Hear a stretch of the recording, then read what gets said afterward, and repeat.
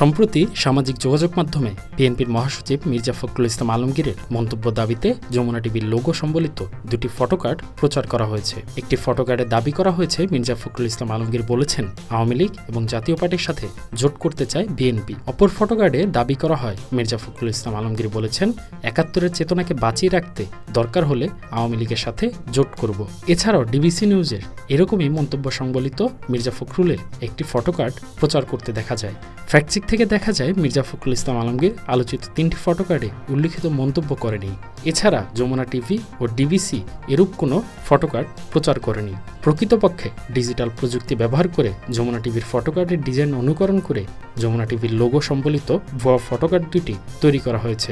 অন্যদিকে ডিবিসি নিউজের একটি ফটোকার্ড সম্পাদনা করে ডিবিসি নিউজের লোগো সম্বলিত ভুয়া ফটোকার্ডটি তৈরি করা হয়েছে।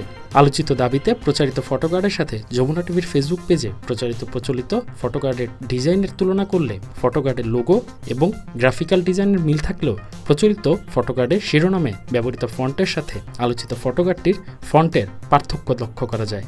এছাড়াও কারোর মন্তব্য প্রচার করা হলে যমুনা টিভির ফটোকার্ডে মন্তব্যের নিচে ব্যক্তির নামেরও উল্লেখ থাকে, যা আলোচিত ফটোকার্ডগুলোতে নেই।